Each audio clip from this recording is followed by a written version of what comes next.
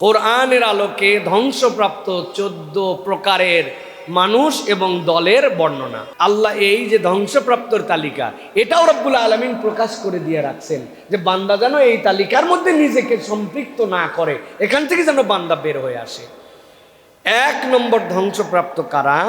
আল্লাহ রাব্বুল আলামিন বলছেন তাদের থেকে বড় চূড়ান্ত ক্ষতিগ্রস্ত আর কেউ নাই। ধ্বংসপ্রাপ্তর তালিকায় তারাই হচ্ছে চূড়ান্ত। কারা? দুনিয়ায় আল্লাহর সাথে বুঝে না বুঝে শিরিক করে যারা। একটা ছোট্ট শব্দ ব্যবহার করছি, বুঝে না বুঝে। বুঝে শিরিক করলেও ক্ষমা নাই, না বুঝে শিরিক করলেও ক্ষমা নাই। এটা এমন এক পাপ যে আমি না বুঝে করছি এই কথা বলারও সুযোগ নাই। সুতরাং 1 নম্বর ধ্বংসপ্রাপ্ত তারা দুনিয়ার বুকে আল্লাহর সাথে শিরিক করে যারা। আল্লাহ রাব্বুল আলামিন বলছেন, নবী আপনি জানায় রাখেন, সূরা হামিম সাজদা 6 নম্বর আয়াতের মধ্যে আল্লাহ বলছেন, কুল ইন্নামা আনা বাশারুম মিসলুকুম ইউহা ইলাইয়া আন্নামা ইলাহুকুম ইলাহুন ওয়াহিদ। আল্লাহ বলছেন আপনি জানায় দেন আমি তোমাদের মধ্যে থেকে এসেছি, আমি রসুল আসমান থেকে আসি নাই, এমন কোনো জায়গার থেকে আসি নাই যে তোমরা আমাকে চেনো না। আমি তোমাদের সাথেই বড় হয়েছি, আমি তোমাদের মধ্যে থেকেই নবী হিসাবে প্রেরিত হয়েছি। তবে জেনে রাখো আমার আর তোমাদের মধ্যে একটা পার্থক্য আছে। আল্লাহ রাব্বুল আমিন আমাকে আল্লাহর পক্ষ থেকে ওহী দেন, আল্লাহর পক্ষ থেকে আমাকে দায়িত্ব দেওয়া হয়েছে। দায়িত্বের 1 নম্বর দায়িত্ব, ইন ইলাইয়া আন্নামা ইলাহুকুম ইলাহুন ওয়াহিদ। এই দায়িত্ব দেওয়া হয়েছে মানুষের কাছে এইটা যেন আমি পরিষ্কার করে দেই, আল্লাহ ছাড়া কোনো ইলাহ নাই। রব্বুল আলামিন তিনি একজন, তিনি ছাড়া তোমাদের জীবনদাতা নাই, তিনি ছাড়া তোমাদের জন্য নিয়মদাতা নাই, তিনি ছাড়া তোমাদের জন্য দুনিয়ার বুকে তোমাদেরকে গাইড করার মতো আর কেউ নাই। রব হিসাবেও তিনি এক, ইলাহ হিসাবেও তিনি এক, খালিক হিসাবেও তিনি এক। আল্লাহ রাব্বুল আলামিন বলছেন, ফাস্তাকিমু ইলাইহি ওয়াস্তাগফিরু ওয়াইলুল লিল মুশরিকিন। আল্লাহ বলছেন আমি তোমাদের জন্য দায়িত্ব দিলাম, আল্লাহর দিকে একনিষ্ঠ হও, আল্লাহর দিকে নিজেকে সমর্পিত করে দাও। আর আল্লাহ বলছেন ওয়াইলুল লিল মুশরিকিন, আমার কথা না শুনে যদি কেউ আল্লাহর সাথে শিরিক করে, আল্লাহ বলছেন আমি ঘোষণা দিয়ে রাখলাম যারা শিরিক করবে তাদের ধ্বংস অনিবার্য, মুশরিকদের ধ্বংস অনিবার্য। আল্লাহ বলছেন ওয়াইলুল লিল মুশরিকিন, মুশরিক যদি হও তোমার ধ্বংস অনিবার্য। এখন আমরা মুশরিক যখন কনসেপ্টের মধ্যে নেই, তখন আমাদের ধারণা কেবলমাত্র প্রতিমা বানায়া, কেবলমাত্র ত্রিতত্ত্ববাদে বিশ্বাস করে, কেবলমাত্র অমুক তমুক মূর্তি বানায়া যারা আল্লাহর সাথে কেবল ইবাদত করে এরাই মনে হয় কেবল শিরিক করে। কিন্তু আমরা ইমানদাররা নিজেরাও জানি না যে আমরাও এমন কতকগুলা কাজ করি, এমন কতগুলা আচরণ করি, এমন কতকগুলি আমাদের প্র্যাকটিস আছে যে এটার দ্বারা আমরা ওই মুশরিকদের কাছাকাছি পৌঁছায় যাই। অনেক সময় তাদের লেভেল আর আমাদের লেভেল সমান হয়ে যায়। আবু জেহেল, উতবা, সাইবা যারা ছিল, আল্লাহ নবীর মাধ্যম দিয়ে তাদেরকে জিজ্ঞাসা করতে পাঠিয়েছেন। নবী তাদেরকে জিজ্ঞাসা করেন, কি জিজ্ঞাসা করবেন? আম্মান ইয়ামলিকুস সামা ওয়াল আবসার। ও আবু জেহেল, উতবা, সাইবা ইসলামের দুশমন, তোমরা ডাইরেক্ট শিরিক করো। তোমাদেরকে জিজ্ঞাসা করা হচ্ছে তোমাদেরকে শ্রবণ শক্তি দিছে কে, তোমাদেরকে চোখ দিয়ে দেখার ক্ষমতা দিছে কে? আল্লাহ জিজ্ঞাসা করছেন, জিজ্ঞাসা করেন মাইয়ারযুকুকুম মিনাস সামাই ওয়াল আরদ, আসমান জমিন থেকে তোমাদের জন্য রিজিক দেয় কে? আবু জেহেল, উতবা, সাইবা বড় গলায় উত্তর দিছে সায়াকুলুনাল্লাহ, আমাদেরকে দেখায়ও আল্লাহ, আমাদেরকে শোনায়ও আল্লাহ, আসমান জমিন থেকে আমাদেরকে রিজিকও দেয় আল্লাহ। আপনি আমিও বলি আল্লাহ, আবু জেহেলও বলছে আল্লাহ, তাহলে দুইজনের মধ্যে তো সব হিসাব বরাবর হয়ে যাওয়ার কথা। আল্লাহ বলছেন না, তাদেরকে যায় জিজ্ঞাসা করেন তো সবই যদি আল্লাহ দেয় তাহলে লাত উজ্জা মানাত হবলের কাছে কেন যাও? ওইখানে যাওয়ার পরে তো মান্নত দাও দেখি, ওইখানে ছাগল বলি দাও, ওই জায়গায় দুধ দিয়ে গোসল করাও, ঘটনা কি যায় জিজ্ঞাসা করো তো। তাদেরকে জিজ্ঞাসা করার পরে তারা উত্তর দিয়েছে, এই লাত উজ্জা মানাত হবল আমাদেরকে খাওয়ায় না, রিজিক দেয় না, পড়ায় না, কিন্তু আমরা ইবাদত তাদের কাছে এই জন্য দেই লিয়াতাকাররাবুনা ইলাল্লাহি যুলফা। ওদের ক্ষমতা নাই কিন্তু ওরা আল্লাহর বড় প্রিয় পাত্র, এই জন্য ওদের কাছে কিছু দিলে ওরা খুশি হয়, ওরা খুশি হলে আল্লাহ খুশি হয়, আল্লাহ দেয় কেবল তাদের মাধ্যম দিয়ে দেয়। আল্লাহ বলছেন ওয়াহুম মুশরিকুন, এই ঈমান থাকার কারণে আল্লাহ খালিক আল্লাহ মালিক কাজে আসে নাই, ওরা সবাই আল্লাহর কাছে মুশরিক। আপনি ইমানদারের মধ্যে এরকম অনেক মানুষ খুঁজে পাবেন, অসুস্থতা সারে না, শাহজালালের মাজারে চলে যায়, শরীর ভালো নাই, বাচ্চা কাচ্চা হয় না, এই জন্য দৌড় দিয়ে ইন্ডিয়ায় চলে যায়, যাওয়ার পরে অমুক জায়গায় তমুক জায়গায় মান্যত লাগায়, জিজ্ঞাসা করবেন এই উলিয়ারা কি তোমারে খাওয়ায়, উলিয়ারা কি বাচ্চা কাচ্চা দেয়? বলে না, ওরা আল্লাহর প্রিয়, ওদের কাছে দাবি দিলে আল্লাহ ওই বান্দা খুশি হয়, ওই বান্দা খুশি হলে আল্লাহ খুশি হয়, আল্লাহ দেয় কেবল একটু বাবার মাধ্যম দিয়ে দেয়। আপনি বাংলাদেশে খুঁজলে দেখবেন 30% মুসলমান এই ইমানদার, ঠিক না? আছে না? এই ইমান যদি আপনার থাকে, আল্লাহ রাব্বুল আলামিন বলছেন ফাস্তাকিমু ইলাইহি ওয়াস্তাগফিরু, তুমি আল্লাহর দিকে একদম সিধা হও। আল্লাহর বান্দার মধ্যে ইবাদতের মধ্যে কোনো ভায়া মাধ্যম নাই। তোমার মনের মধ্যে এটা আসে কেন? এইটা যদি আসে, তোমার ঈমান এখন পর্যন্ত মজবুত হয় নাই। এই জন্য প্রিয় ভাইয়েরা, আল্লাহর জন্য শিরিক এইটার থেকে আমার দিল থেকে একদম মুছে পরিষ্কার করতে হবে। ইলাহ মানে কি?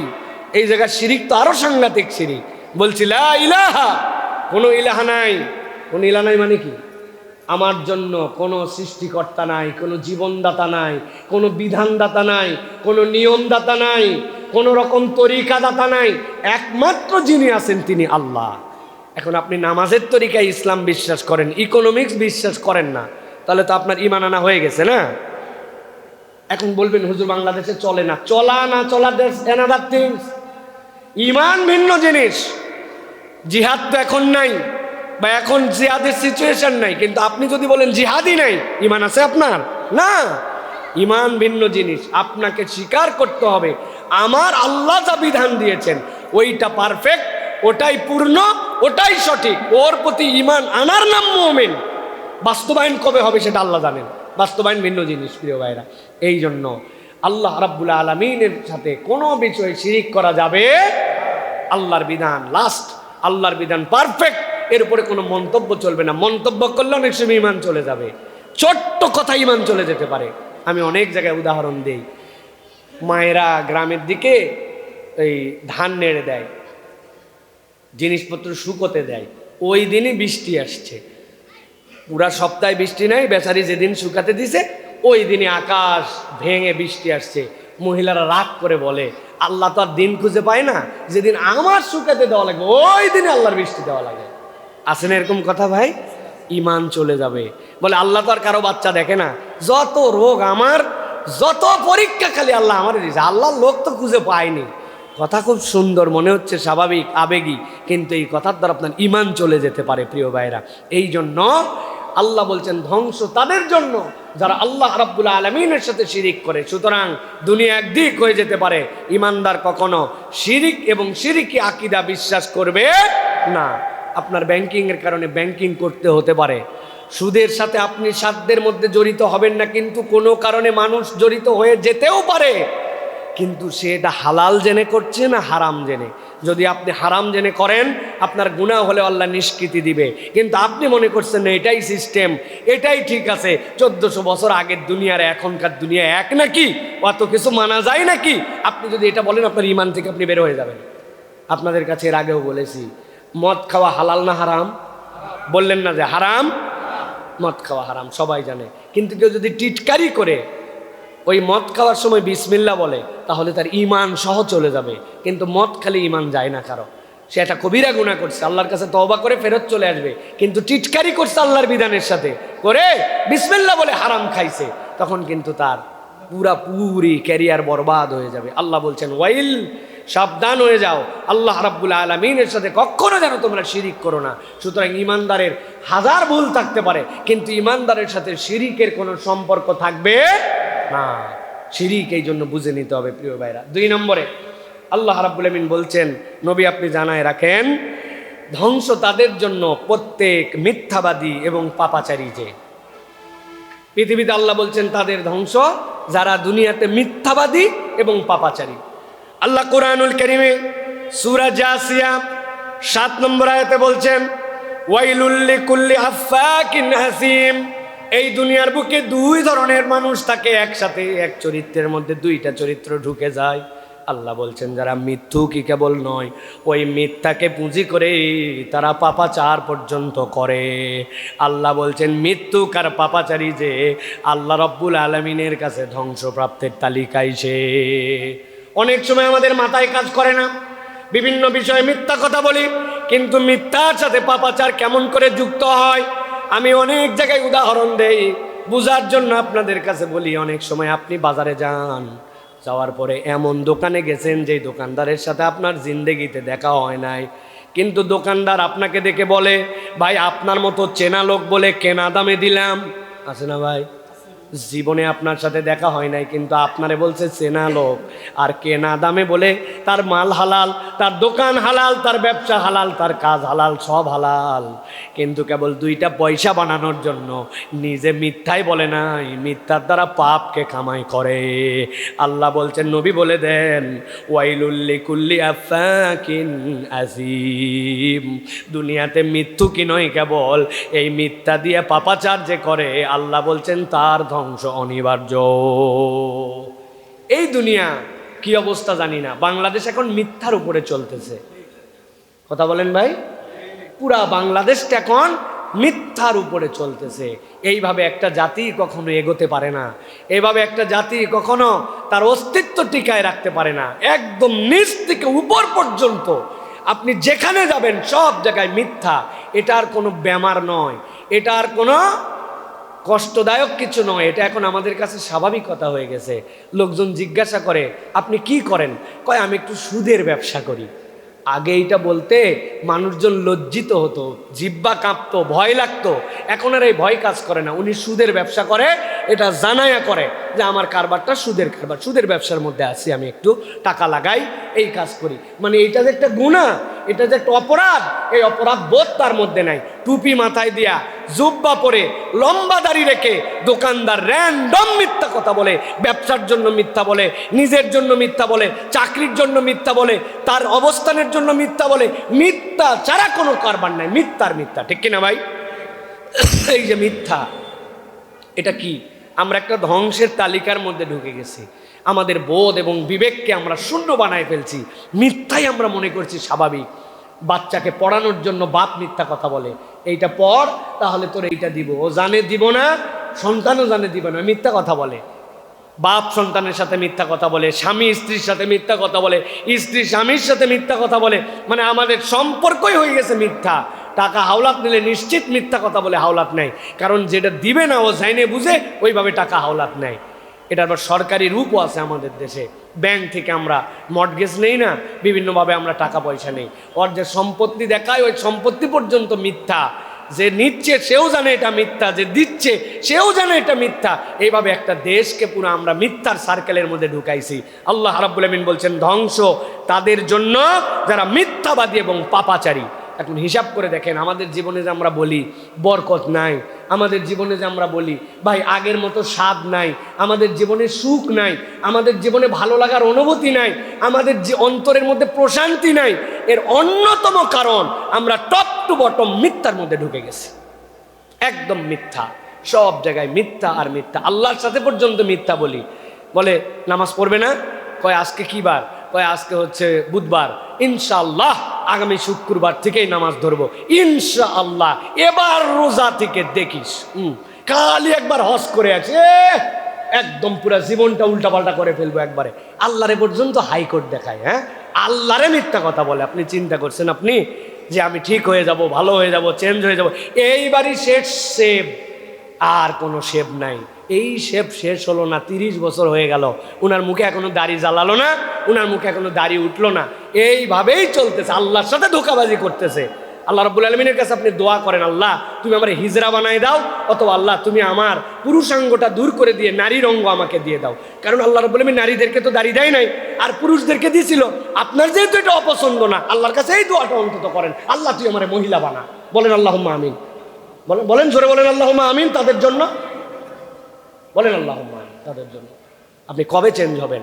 আল্লাহর সাথে ধোঁকাবাজি আপনি করতেছেন, আপনি বুঝাচ্ছেন আল্লাহ তুমি আমার ভুল সিস্টেমে তৈরি করছো, তুমি যেটা দিছো এটা আল্লাহ তুমি ভুল করছো। কেননা আল্লাহ নবী শিখাই দিয়ে গেছেন আন্ডার আর্ম কাটতে হবে, নাভির নিচ কাটতে হবে, এটা কাটতে হবে, নবীজি শিখাই দেন নাই, ভুল করে গেছেন, আল্লাহ ভুল সিদ্ধান্ত দিছে, এই জন্য আপনার কাটা লাগে।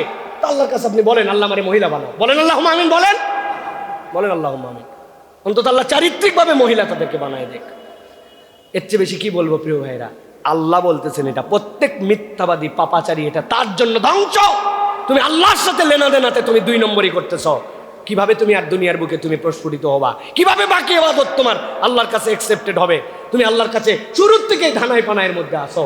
তুমি আল্লাহ রাব্বুল আলামিনের ফিতরাত মেনে নিতে পারো নাই, আল্লাহর সিস্টেমের প্রতি তুমি আত্মসমর্পণ করতে পারো নাই, বাকি তোমার কি হবে? তুমি আল্লাহ রাব্বুল আলামিনের ন্যাচারাল সিস্টেমকে তুমি মানে নিতে পারতেছো না প্রিয় ভাইয়েরা। সুতরাং এটা গেল 2 নম্বর। 3 নম্বরে চলেন, ধ্বংস সেই মানুষের জন্য যারা পিছনে অপবাদ রটায়। পেছনে কি রটায়? অপবাদ রটায়। সূরা হুমাযা আল্লাহ রাব্বুল আলামিন বলছেন ওয়াইলুল লিকুল্লি হুমাযাতিল লুমাযা। আল্লাহ বলছেন এমন এক শ্রেণী, এমন এক ক্যারেক্টারের মানুষ আছে, সামনে তাদের ব্যক্তিত্ব দেখলে মনে হবে বাপরে বাপ, কিন্তু পেছনে তারা মানুষের ব্যাপারে অপবাদ রটায়। অপবাদ এক জিনিস, আর গীবত কিন্তু আরেক জিনিস। গীবত হচ্ছে মানুষের পেছনে এমন কথা আপনি বলেন যেই রোগ তার আছে কিন্তু লোক উপস্থিত নাই, আর অপবাদ কিন্তু এমন কথা বলেন যেইটা তার দোষেও নাই, যেইটা তার অভ্যাসেও নাই, কিন্তু আপনি তার নামে বানায় বানায় বলতেছেন। আল্লাহ বলতেছেন আমি রব্বুল আমিন এই শ্রেণীর মানুষের ব্যাপারে আমার কাছে ধ্বংস লিখে রাখলাম, যারা পেছনে মানুষের নামে অপবাদ দেয়, অথচ ওই ব্যক্তি, ওই গোষ্ঠী, ওই মানুষেরা এই দোষে দুষ্ট নয়, কিন্তু তুমি তাদেরকে অপবাদ দিয়েছ। আল্লাহ রব্বুল আমিন তাদেরকে ধ্বংসের তালিকায় নিয়ে নিবেন। বিশেষ করে আমাদের মা বোনেরা যারা আমাদের কথা পরে নেটে শোনেন, দূরে শোনেন, খবরদার, আন্দাজে হাতান্দাজে অপবাদ দেওয়া এটা বড় খারাপ একটা রোগ আমাদের প্রিয় ভাইরা।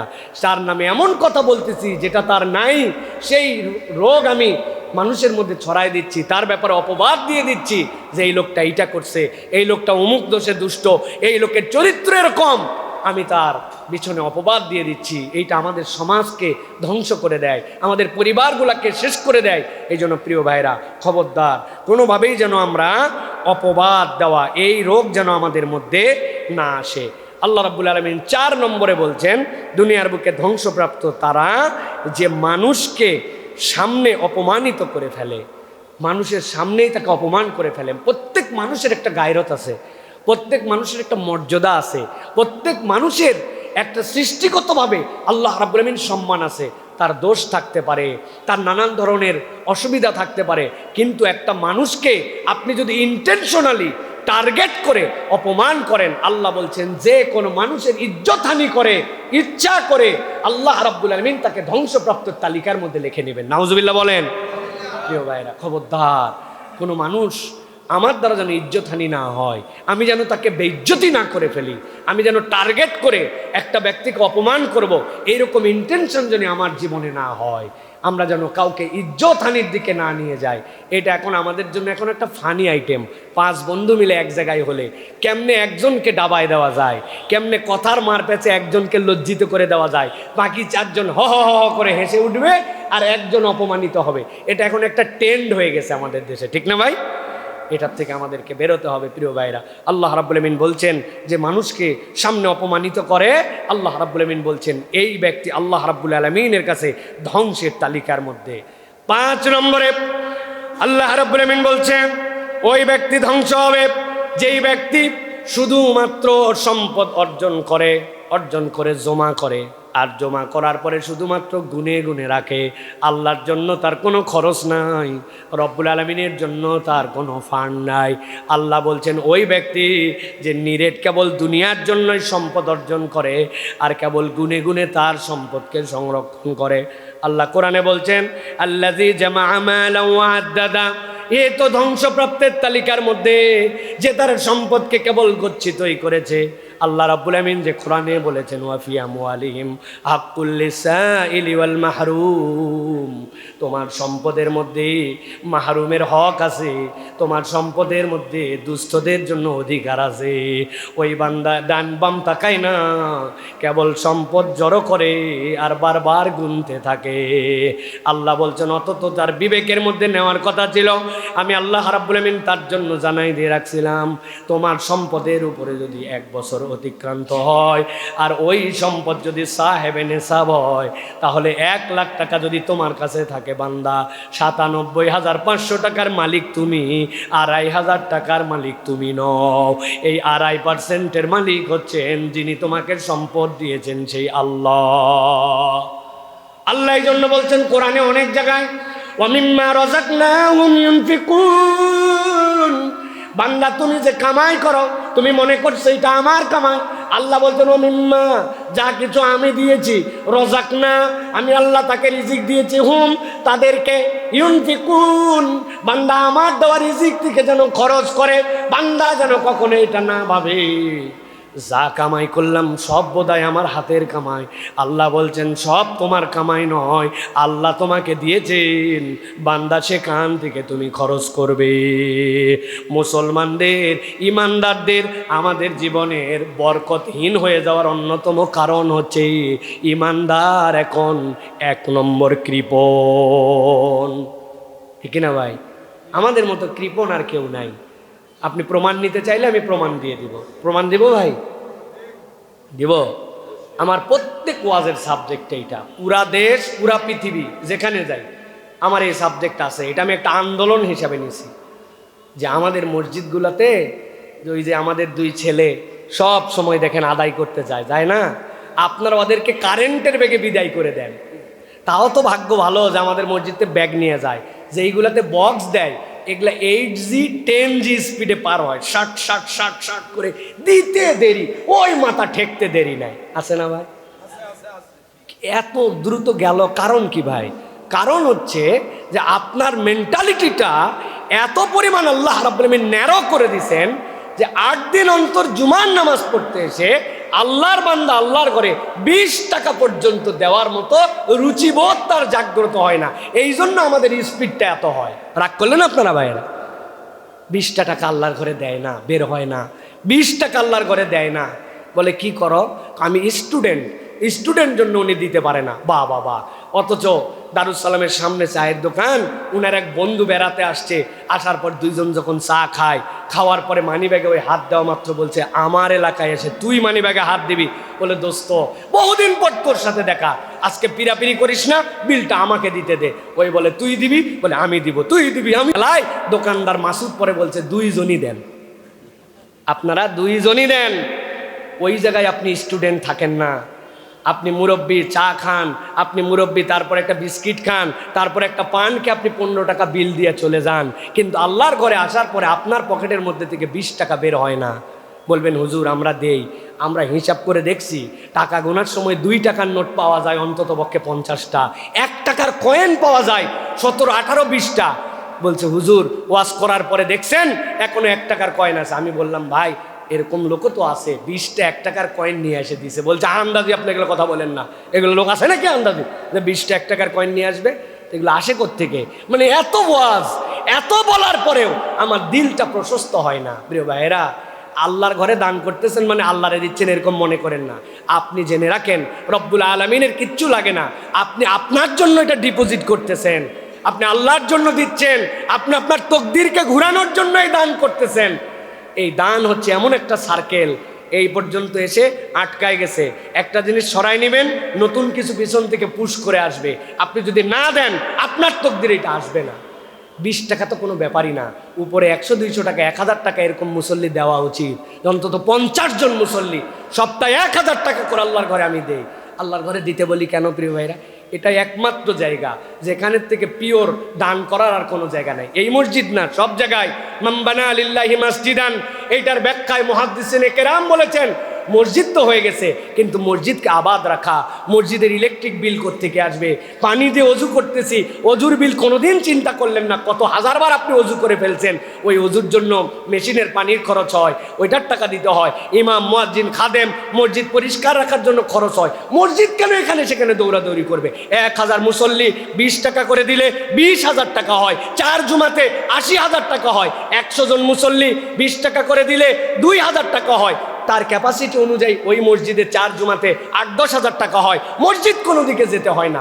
এত ওয়াজ করার পরেও আমাদের জীবনে পরিবর্তন হলো না, নিয়ত করলাম না যে আল্লাহর ঘরে অন্তত জুমার দিনে 100 টাকা করে দিব, এই মন আমাদের আসলো না। আল্লাহ বলতেছেন আল্লাযী জামাআ মালাও ওয়া আদ্দাদা, ও খালি টাকা ভিতরের পকেটে রেখে ঘামের দুর্গন্ধে একদম অস্থির হয়ে গেছে, খালি গোনে আর রাখে। আল্লাহ বলছেন এটা তোমাকে কল্যাণ দিবে না, এটা তোমাকে ধ্বংসের দিকে নিয়ে যাবে। অতএব দানের হাত বড় করতে হবে, আল্লাহর জন্য দেওয়ার চেষ্টা করতে হবে, যাকাত পূর্ণ আদায় করে দিতে হবে, যেখানে দেওয়ার সুযোগ পাবো সেখানে একটু অংশগ্রহণ করতে হবে, আমার যা সামর্থ্য আছে সেখান থেকে আমাকে অংশগ্রহণ করতে হবে। ইমানদার হবে সখী। আর আমাদের কুরআনুল কারীমের আলোকে, হাদিসের আলোকে এটা ইমানদারের ভূষণ বলা হয়, আস-সখী হাবিবুল্লাহ। যেই ব্যক্তি দাতা হয় সে আল্লাহর বন্ধু হয়ে যায়। সুবহানাল্লাহ। এই জন্য প্রিয় ভাইয়েরা, আমাদের চতুর্থ যে ধ্বংসপ্রাপ্ত তালিকা যেটা আমাদের, সেই তালিকার থেকে আমাদেরকে বেরোতে হবে। সেটা হচ্ছে আমরা যেন কেবল সম্পদ কামাইকারী না হয়, আমরা যেন আল্লাহর জন্য খরচকারী হই। পারবো ইনশাআল্লাহ? আল্লাহ রাব্বুল আমিন এরপরে বলছেন 6 নম্বর তালিকা ধ্বংসপ্রাপ্ত তারা, ফাওয়াইলুল লিল মুসাল্লিন আল্লাযীনা আন সালাতিহিম সাহুন। আল্লাহ বলছেন ধ্বংস তাদের জন্য যেই ব্যক্তিরা দুনিয়াতে সালাত আদায় করে কিন্তু তাদের সালাতের ব্যাপারে তারা উদাসীন। 2 ধরনের উদাসীনতা সালাতের ব্যাপারে আছে। একটা উদাসীনতা হচ্ছে সে সালাতের ব্যাপারে আগ্রহী নয়, আরেকটা উদাসীনতা সালাত আদায় করে কিন্তু মনোযোগী নয়।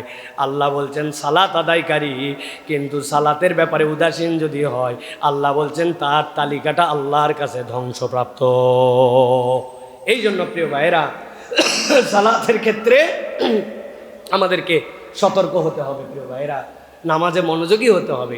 আপনার মসজিদের নামাজ আর আপনার কেউ না দেখা নামাজ যদি এক হয়, তাহলে বুঝতে হবে যে আপনার কিছুটা হলেও ঠিক আছে, কিন্তু আপনি যখন একাই নামাজ পড়েন সেই নামাজ আপনার একরকম, আর যখন মসজিদে নামাজ পড়েন তখন একটুখানি একরকম। তার মানে বোঝা যায় কেউ আমাকে দেখে জন্য আমি এখানে একটু সতর্ক, আর যখন কেউ দেখে না তখন রুকু সিজদার তাল ঠিক থাকে না, তখন আমি আমার ইচ্ছা মতো সালাত আদায় করি। এটা যেন না হয় প্রিয় ভাইয়েরা। এই জন্য আমি বারবার, অনেকেই আমাদের কাছে জিজ্ঞাসা করেন যে হুজুর নামাজে মনোযোগ কেমনে বাড়বে? আমি 2টা আমলের কথা বলছি, আমার মুসল্লিদের মনে থাকার কথা। মনে আছে না ভাই? মনে আছে আপনাদের? কেউ বলতে পারবেন কি কি বলছি? 2টা কমন প্র্যাকটিস, 2টা যে এই 2টা করলে 60% আমাদের নামাজ ঠিক হবে। মনে আছে? কেউ একজন হাত তুলে বলতে পারবেন যে হুজুর এই জিনিস বলছিলেন? আমি অন্তত এই মসজিদে 20 বার বলছি। বলেন তাহলে কেমনে হবে বলেন? 1 নম্বর বলছি আপনাদের কাছে, রুকু এবং সিজদা আমাদের 7 তাসবির নিচে হবে না। কয় তাসবিহ? 7 তাসবিহ। রুকু এবং সিজদা 100% আপনাকে 7 তাসবিহতেই কন্টিনিউ করতে হবে। এটা র্যান্ডম প্র্যাকটিস হবে। সুবহানা রাব্বিয়াল আলা, সুবহানা রাব্বিয়াল আলা, সুবহানা রাব্বিয়াল আলা, সুবহানা রাব্বিয়াল আলা, সুবহানা রাব্বিয়াল আলা, সুবহানা রাব্বিয়াল আলা, সুবহানা রাব্বিয়াল আলা। আপনি যদি 7 তাসবিহ পড়েন, আপনার নামাজের অটোমেটিক তো সিজদা সুন্দর লাগবে। আপনি যদি রুকুতে 7 তাসবিহ পড়েন, অটোমেটিক তো আপনার রুকুটা সুন্দর হয়ে যাবে। রুকু সিজদার মধ্যে যে দোয়া আছে এটা পড়বেন। আর নামাজে দাঁড়ানো অবস্থায় চোখটা ঠিক রাখতে হবে। একদম দাঁড়ানো অবস্থায় সিজদার জায়গাতে এক চুল এদিক ওদিক নড়বে না। যখন আপনি রুকুতে গেছেন 2 পায়ের মাঝে, যখন বৈঠকে বসছেন তখন শাহাদাত আঙ্গুলের দিকে আপনার চোখ কোনোভাবে ডানে বামে করা যাবে না। রুকু সিজদাতে আপনি 7 তাসবিহ, 2 সিজদা আর রুকুর মধ্যে দোয়া পড়ছেন, আর আপনার মনোযোগটার জন্য চোখ ঠিক করে ফেলছেন। 60% আপনার নামাজ দেখতে সুন্দর হয়ে যাবে ইনশাআল্লাহ। প্রিয় ভাইরা, এই জন্য আমরা যেন কখনো নামাজ পড়ে আবার ধ্বংসপ্রাপ্তের তালিকায় নিজেদের নাম না উঠাই।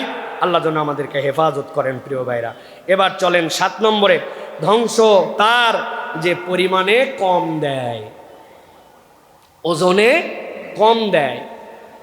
আল্লাহ রাব্বুল আমিন বলছেন, ওয়াইলুল লিল মুতাফফিফিন আল্লাযীনা ইযা ইক্তালু আলান নাসি ইস্তাওফুন ওয়া ইযা কালুহুম আও ওয়াজানুহুম ইউখসিরুন। আল্লাহ বলছেন ধ্বংস তাদের জন্য যখন তারা ওজন করে নেয় তখন বরাবর নেয়, হিসাব ক্লিয়ার করে নেয়, কিন্তু যখন সে ওজনে দেয় তখন সে খুসুর করে, তখন সে মানুষকে ধোঁকা দেয়। আল্লাহ বলছেন নেওয়ার সময় বরাবর নেয়, দেওয়ার সময় কম দেয়। আল্লাহ বলছেন এই শ্রেণীর মানুষ আল্লাহর কাছে ধ্বংসপ্রাপ্তের তালিকায়। এইটার ব্যাখ্যা যে কত ডেপথ, কত লম্বা, আপনি শুনলে অবাক হয়ে যাবেন। এটা কেবল ওই মিজানের নিক্তি নয়, এটা জীবনের সব জায়গাতে এইটা আছে। প্রিয় ভাইরা, আপনার বাপ আপনাকে বলে গেছিল তুই আমার বড় ছেলে, তুই আমার দায়িত্বশীল ছেলে, বোনদের মধ্যে ইনসাফ করে জমিটা দিয়ে দেশ। উনি 3 বার উমরা করছে, 1 বার হজ করছে, এতেকাপ পর্যন্ত করে, কিন্তু বোনের জমি ঠিকঠাক মতো ফেরত দেয় নাই। তাহলে কি আল্লাহ রাব্বুল আলামিনের কাছে হিসাব বরাবর করতে পারবে তো ভাই? পারবে তো? ছেলে মেয়ের মধ্যে ইনসাফ করে নাই, মেয়েদেরকে ভক্কর চক্কর বুঝ দিয়া ছেলেকে বেশি দিয়ে দিছে, ভালো জায়গাটা দিয়ে দিছে। আল্লাহ রাব্বুল আলামিন বলছেন ওয়া ইযা কালুহুম আও ওয়াজানুহুম ইউখসিরুন, যখন তার দেওয়ার ক্ষেত্র আসে তখন সে ধোঁকাবাজি করে, তখন সে ফাঁকি মারে। খুব সাবধান হতে হবে প্রিয় ভাইরা। জীবনের সব জায়গায় এটা আপনার আমার সাথে আছে, সব জায়গায় একটা বিচার আপনার সামনে আসছে, আপনি তখন ফাইসাল মানে আপনি রায় দিবেন, আপনি বায়াস্ট হয়ে যাচ্ছেন কিনা, আপনার অতীতের কোনো রাগ তার উপরে ঝাড়তেছেন কিনা, অমুককে পছন্দ করেন না বলে অবিচার করছেন কিনা। আল্লাহ বলছেন হিসাব বরাবর করো। হিসাব বরাবর না করলে আল্লাহ দুনিয়াতে কিন্তু এই একটা অপরাধ, যেই অপরাধ করলে আল্লাহ দুনিয়াতে মানুষের হিসাব বরাবর করে দেয়, মানুষের হিসাব বরাবর হয়ে যায়। ওই যে জুলুমের একটা গল্প শুনাইছিলাম, এক ফ্যাক্টরির মালিকের অনেক ভালো দিক কিন্তু মুখ খারাপ, খুব স্বভাব চরিত্রের দিয়ে মুখ খারাপ, এত গালাগালি করে, কথায় অকথায় গালাগালি করে। একদিন ম্যানেজার আসছে, কোনো অপরাধী নাই, 2-1 কথা বলতে বলতে তারে এমন গালাইছে তারে। ম্যানেজার চিন্তা করছে এইটুক ভুলের জন্য মানুষ এত গালায়, এখন উনার উপরে তো আর কাউরে গালাতে পারতেছে না। ওই গালি উনি ওনার যে কর্মচারী আছে, কর্মচারী একটু ভুল করছে, করতে দেরি, তারে গালাতে দেরি নাই, গোষ্ঠী উদ্ধার করে দিচ্ছে তারে। কর্মচারী চিন্তা করছে ম্যানেজার তো ভালো মানুষ, কিন্তু আজকে এইটুক ভুলের জন্য আমার এত গালালো, এত বড় জুলুম আমার সাথে করলো। তো সে তো আর কারো কিছু বলতে পারে না, কারণ তার র্যাঙ্ক যেটা, ওই র্যাঙ্কের থেকে উপরে কারে কি বলবে। সে তার অধীনস্থ যে আছে দারোয়ান, বের হওয়ার সময় চিন্তা করছে আমার ম্যানেজার আমারে যা গালাইছে আজকে দারোয়ানের উপর শোধ দিয়ে যাবো। যাওয়ার সময় দারোয়ানের দাঁড়ায় থাকার কথা, হে বেচারি বসছে, যাইবে কোথায়? ওই বসার অপরাধে দারোয়ানকে এমন গালাগালি করছে, দারোয়ান তো অবাক হয়ে গেছে যে কিরি আমার এরকম গালি দিল, কোনো অপরাধী নাই তার কারণে, কিন্তু দারোয়ানের নিচে তো আর কেউ নাই, সে কারে গালাবে? ও যা রাগ মনে পুষে নিয়ে বাড়ি গেছে। বাড়ি যাওয়ার পরে বউ যখন ওরে খাবার দিছে, আল্লাহর কি কাজ, মুখে ভাত দেওয়ার পরে তরকারির সাথে একটা কাঁচা মরিচ গেছে গালের নিচে। এই দোষ তার বউয়ের না, কিন্তু ওই যে রাগ আছে ম্যানেজারের রাগ তার উপরে, বউরে যা ইচ্ছা মনে চাই তাই বলে গালাগালি করে দিছে, রাগ ঝাড়ছে বউয়ের উপরে। বউ চিন্তা করলো সারা জীবন আপনার জন্য কষ্ট করি, আর সামান্য নিজের বলে নিজে ঝাল খাইয়া ঝাল মিটালেন আমার উপরে, বাপ দাদার গোষ্ঠী তুলে আমার গালাগালি করছে। বউ তার স্বামীরে গালাগালি করতে পারে না, করলে তো বলবে তুই তালাক, তোর বাপ তালাক, তোর বংশ তালাক। ওই ভয়ের ঠেলায় আর কিছু বলে নাই। এখন বেটা একটু সন্ধ্যার পরে দেরি করে বাড়িতে ফিরছে, যাবে কোথায়? বাপের যত রাগ সব বেটার উপরে, তুই খারাপ, তোর বাপ খারাপ, তোর বংশই খারাপ। এক কথা 2 কথা বলতে বলতে ছেলের 2 বাড়িও লাগাই দিছে। বেটা চিন্তা করছে অপরাধ তো প্রত্যেক দিনই কম বেশি করি, কিন্তু মা তো এইরকম চেতে না, এরকম মারা মারে না, আজকে আমারে মারলো, আজকে বাড়িতেই থাকবো না, যা তোর বাড়িতেই থাকবো না, যেই বাড়িতে আমারে মারে। রাগ করে বাড়িতে বেরোইছে, বের হওয়ার পরে সামনে একটা আদলা ইট পাইছে, রাগের মাথায় আদলা ইট একটা তুলে চিন্তা করছে সামনে যারে পাইছে তারে মারছি। সামনে দেখে রাস্তার ওই পাশে একটা কুকুর লেজ ডাউন দিয়া আস্তে করে হেঁটে যাচ্ছে, ওর গায়ের যত রাগ, মায়ের উপরে মায়ের রাগ সব ওই ঢেলের উপরে ভর করা। কুত্তার পিঠ বরাবর দিছে ঢেল, কুত্তার লাগছে কোমরে, কুত্তা তো ঘাউ ঘাউ ঘাউ ঘাউ। চিন্তা করছে অন্যদিন অপরাধ করে মায়ের খাই, আজকে স্বাভাবিক হাঁটে যাচ্ছে, আমারে এত বড় ঢেল দিল, সামনে যারে পাইছি তারে খাইছি। সামনে যাই একটা পাইছে শার্ট প্যান্ট পরা ভদ্রলোক, হ্যাঁ দিছে কামড়, কামড় দিয়া সারে না, লোকজন পিটায়া পাটায়া ওই লোকের থেকে বিদায় করছে, বিদায় করে ওই লোকের চিনতেছে না মানুষ, জিজ্ঞাসা করছে ভাই আপনারা যে কামড় দেওয়া দিছে এখন হাসপাতাল নেওয়া লাগবে, আপনি লোকটাকে? কয় ভাই যে সামনে যে বড় কোম্পানি আছে ওই কোম্পানির মালিক আমি, একটু ইভিনিং ওয়ার্কে বেরোইছিলাম, কুত্তা দিছে কামড়ায়। ভাই এইটা যদিও বানানো গল্প, কিন্তু একটু হিসাব করে দেখেন, আমরা যদি জুলুম করি, আমরা যদি এই কম দেওয়ার কালচার করি, আল্লাহ আপনারা অবশ্যই এই দুনিয়ার সার্কেলে ফাঁকির মধ্যে ফেলবে। আপনার কোথাও না কোথাও থেকে সুখ উঠে যাবে, ভালো লাগা উঠে যাবে, শান্তি উঠে যাবে, নিরাপত্তা উঠে যাবে, আপনি আপনার মনের প্রশান্তি নিয়ে ঘুরতে পারবেন না। এটা আল্লাহর চ্যালেঞ্জ, ঠিক কিনা? এটাই বাস্তবতা। দুনিয়া আপনি হিসাব মিলায় দেখেন, আপনার অনেক কিছু হয়েছে, আপনার শান্তি নাই। আমি যেরকম করে লুঙ্গি পরে বাজার করতে পারি, সবাই লুঙ্গি পরে এরকম বাজার করতে পারে না। যেরকম করে আপনি ঘুরতে পারেন, সবাই এরকম পারে না। মন চায়, আর্টিফিশিয়াল লাইফের মধ্যে ঢুকে গেছে। বাবারে বাবা, কি হয় না হয়, কে মারে কে ধরে, আতঙ্ক। কারণ কি, যায় দেখবেন জীবনে ফাঁকির হিসাব আছে কোথাও না কোথাও, ঘাপলা আছে, কোথাও দালালি আছে। এই জন্য আল্লাহ রাব্বুল আলামিন মনের ওই বরত্বটা দূর করে দেয়।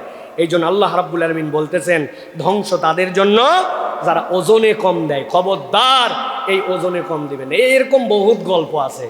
ওই যে একজন পনিরওয়ালা পনির নিয়ে আসছে, আসার পরে মিষ্টান্নের দোকানদারকে বলছে, আপনার দোকানের সাথে আমার আজকে সম্পর্ক হলো, এখন থেকে আমি প্রত্যেক দিন আপনার দোকানে ছানা দিব।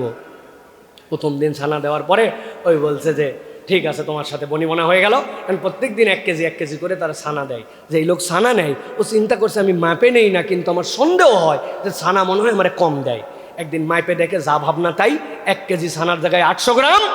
সাথে সাথে ওরা ধরছে ব্যাককল, এত বড় 2 নম্বর, আমি মাপে নেই না বলে তুই আমারে ধোকা দেস, 800 গ্রাম করে দেস। ওই লোক কাইন্দে দিছে, কাইন্দে দিয়ে বলছে আমাকে ধোকাবাজ বলেন না। বলে কেন বলবো না?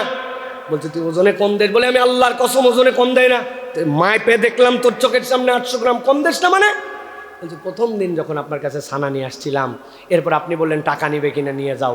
আমি বললাম না, টাকা নিব না, আমার তো বাড়িতে চিনি দরকার, আপনি 1 কেজি চিনি দেন। আপনার দোকান থেকে আমি 1 কেজি চিনি নিয়ে গেছিলাম। যাওয়ার পরে চিন্তা করলাম আমার তো বাটকারা নাই, এখন আমি কি দিয়ে আগামীকালকের থেকে মাপবো? এই জন্য ওই চিনি খাই নাই। আপনি প্রথম দিন আপনার দোকান থেকে যে 1 কেজি চিনি দিয়েছিলেন, ওইটাতেই তো ওজন করে করে আপনার দোকানে প্রত্যেক দিন ছানা সাপ্লাই দেই। বোঝেন নাই না ভাই? হ্যাঁ, সার্কেল অফ ধোকা, সার্কেল অফ ধোকা। মনে করতেছি যে আল্লাহরে ঠকায় দিচ্ছি, মিথ্যা বলে কোনো রিয়াকশন হচ্ছে না। তো কত ফাঁকি দিলাম, তাও তো আল্লাহ ধরে না। তো আপনার জীবনে আসলে বরকত বলে কিচ্ছুই নাই। মরার পরে যাওয়ার পরে দেখতে পাবেন এটা একটা খোলস, আর কিচ্ছু নাই। ওই দিন যাওয়ার পর আল্লাহ এই জন্য বলতেছেন আমার নাম রহমান, আমি তোমারে দারুস সালাম শাহী মসজিদে জানাচ্ছি খতিবের মাধ্যম দিয়ে, তুমি ধ্বংসের তালিকায় আসো, এখান থেকে বের হও। চিটারি বাটপারি করো না, 2 নম্বরই করো না, তুমি বের হও এখান থেকে, বের হও। কতদিন এরকম করে তোমার জীবন চলবে?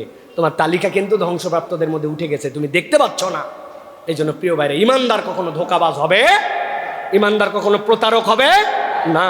প্রিয় ভাইরা, এটা আমাদেরকে এখান থেকে বাঁচতে হবে। প্রিয় ভাইরা, আল্লাহ এরপরে বলছেন 8 নম্বরে, দুনিয়ার বিপক্ষে ধ্বংস তাদের জন্য যারা কিয়ামতের দিবসকে অস্বীকার করে। এটা একটা হাইপোথেটিক্যাল বিষয়। কিয়ামতের দিবসকে আমরা অস্বীকার করি না, কিন্তু আমাদের আচরণে এটার প্রমাণ হয়।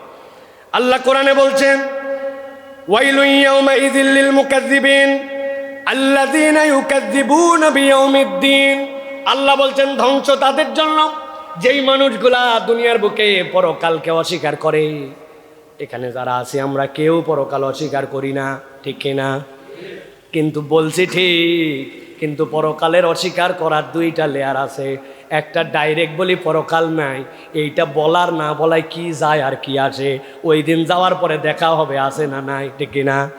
কিন্তু আমার জীবনযাপন, আমার লাইফ স্টাইলটা প্রমাণ করে না। আমি মুখে যেই স্বীকারোক্তি দিয়েছি সেই অনুযায়ী আমার অ্যাকশন চলে। অনেক আমাদের আইন শৃঙ্খলা রক্ষাকারী বাহিনী আছে, আছে না ভাই? মুসলমানের ঘরের সন্তান, দেখবেন ন্যাশনাল আইডি কার্ড পর্যন্ত তার অটোমেটিক লেখা আছে। ওকে যদি জিজ্ঞাসা করেন ও ভাই তুমি কি মুসলমান কিনা, আপনারা থাপ্পড় লাগাই দিবে। বুকের মধ্যে নাম দেখে বুঝো না আমি মুসলমান, কিন্তু যাই দেখেন এমন অনৈতিক কাজ করে, ট্রাকালার সাথে এমন ব্যবহার করে, রাস্তাঘাটে চান্দাবাজি করে, যেই ডিউটি তার করার কথা সেইটা না করে হারাম কামাই করে, তাহলে ওকে যদি জিজ্ঞাসা করেন, বলো তো তুমি কি পরকাল অস্বীকার করো কিনা? না করি না, কিন্তু পরকালে এইটার হিসাব আল্লাহর কাছে দেওয়া লাগবে, তার কর্মজীবনে এইটার সাথে মিল নাই। তার মানে বলছে মুখে পরকাল আছে কিন্তু আচরণে প্রমাণ নাই। আল্লাহ বলছেন এই চরিত্রে যারা ঢুকবে আল্লাহর কাছে তারাও ধ্বংসপ্রাপ্তের তালিকায়। অতএব আমার জীবনে আল্লাহর সামনে দাঁড়াতে হবে, ওইটাকে হিসাব করে কিন্তু আমাকে আল্লাহর সামনে উপস্থাপনের মতো দুনিয়ার বুকে জিন্দেগি যাপন করা লাগবে। পুলিশের কথা বলছে, অনেকে মনে করছেন শুধু তারাই যে না, অনেক মাদ্রাসার হুজুর আছে, ঢোকার সময় মাদ্রাসায় সকাল 9টা, বিকালবেলা বের হওয়ার কথা 5টায়। উনি সকাল 11টায় ঢুকে লেখে সকাল 9টায় ঢুকছি, বের হওয়ারটা সই করে বের হয় না, পরের দিন এসে লেখে বিকাল 5টা। চাকরির টাকা হালাল তো? হালাল তো না প্রিয় ভাইরা? সবাই এর মধ্যে আছে। আল্লাহ বলতেছেন পরকাল বিশ্বাস মানে এরকম না আমি বিশ্বাস করিতেছি যে কিয়ামত আছে, এই কথা বলার দ্বারা তোমার কি লাভ? এটা তো তোমার কোনো বিশ্বাস হলো না। ওইটা বিশ্বাস করো, আগুন দিলে হাত পুড়ে যাবে, আমি বিশ্বাস করি বা না করি। আগুনে দেয় না কেন? কারণ আগুনে দিলে হাত পুড়ে যাবে। আল্লাহ মুসা আলাইহিস সালামকে বাঁচাইছেন এইভাবে, কারণ ফেরাউনের কোলে উঠে এমন থাপ্পড় দিছে, ফেরাউনের তো মাথা চক্কর দিয়ে, আরে বাচ্চার বয়স 3 দিন এইসা থাপ্পড় দিতে পারে? সাথে সাথে বলছে আসিয়া ওর থাপ্পড় আমি খাইছি আমি জানি। আপনি এই কথা বাহিরে বলেন না, মান সম্মান কিছু থাকবে না। 3 দিনের বাচ্চার থাপ্পড় খায় বলে মগজ করে গেছে, বলছে আমি খাইছি আমি জানি। এই কথা বলেন না, আমি প্রমাণ করতেছি যে এটা আপনার ভুল, তান্তারাই খাইছেন থাপ্পড়। কেমনে? আল্লাহ বলে আগুন দাও, বাচ্চা মানুষ ও আগুনও চেনে না ও পানিও চেনে না। আল্লাহ বলছে বাবা এখন অন্যদিক যাস না, আপাতত আগুনটা ধর। আল্লাহ মুসা আলাইহিস সালামকে আগুন ধরাইছে, আগুন ধরায় বুঝাইছে যে এটা ইনোসেন্ট, এটা শিশু। আসলে তো আল্লাহ রাব্বুল আলামিন তারে নবী করেই পাঠাইছেন। আল্লাহ রাব্বুল আলামিন এটা বলার উদ্দেশ্য কি প্রিয় ভাইরা? আগুনের ধর্ম, আগুন আমি জানি বলে হাত দেই না। তো কিয়ামতে আমাকে আল্লাহর বিচারের মুখোমুখি হতে হবে, বিশ্বাস করি বলি কিন্তু আমার কোনো আচরণের সাথে কোনো মিল নেই।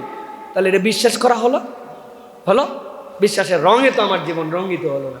এই জন্য প্রিয় ভাইয়েরা আল্লাহ বলছেন ধ্বংস তাদের জন্য যারা মিথ্যারোপ করে কিয়ামতের দিবসে। এবার চলেন 9 নম্বরে। আল্লাহ রাব্বুল আমিন বলছেন যারা নিজ হাতে আল্লাহর কিতাব লিখে এবং আল্লাহর কিতাব লিখে মানুষকে তারা অল্প মূল্যে এই কিতাব বিক্রি করে দেয়। নাউজুবিল্লাহ বলেন।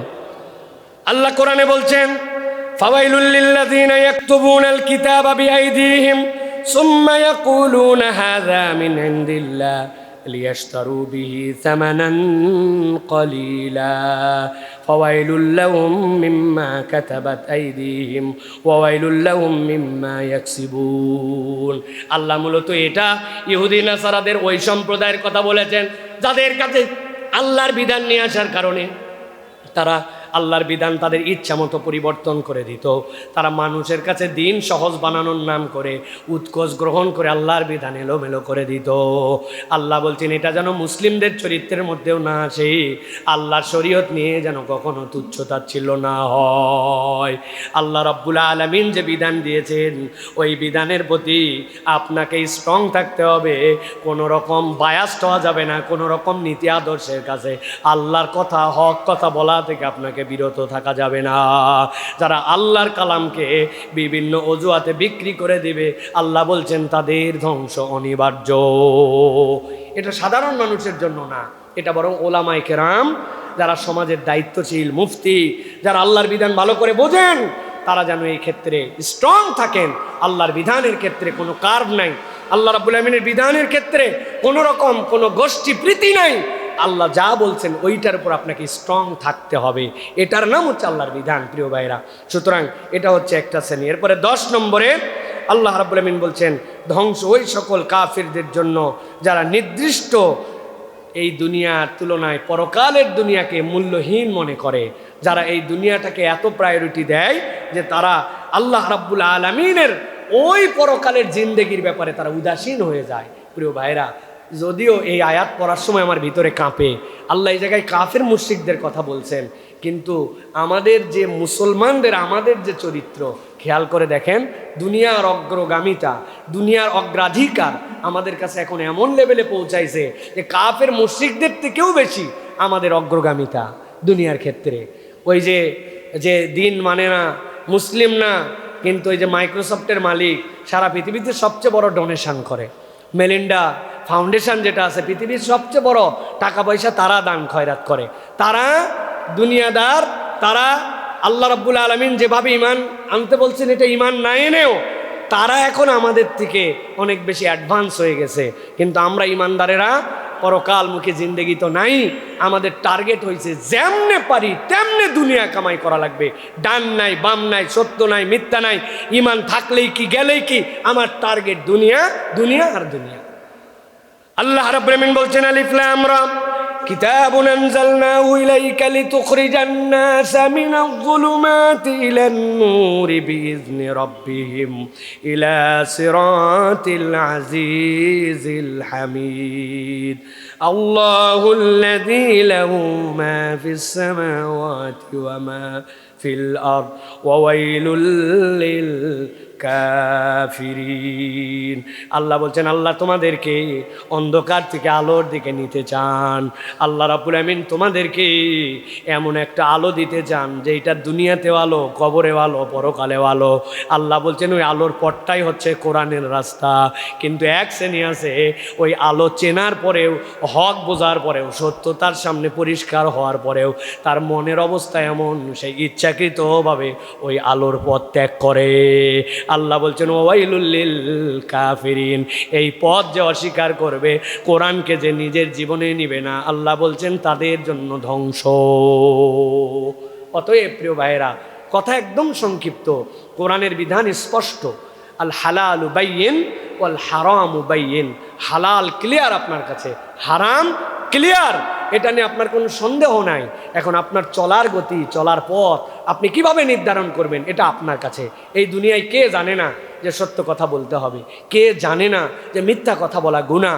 কে জানে না যে গীবত করা একটা অপরাধ? কে জানে না যে বুহতান আল্লাহর কাছে একটা ঘৃণ্য নিকৃষ্টতম আমল? কে জানে না মানুষকে ধোঁকা দেওয়া যাবে না? কে জানে না যে কবরে যাওয়ার পরে এগুলো সব বিষয়ে আমার মুখোমুখি হতে হবে?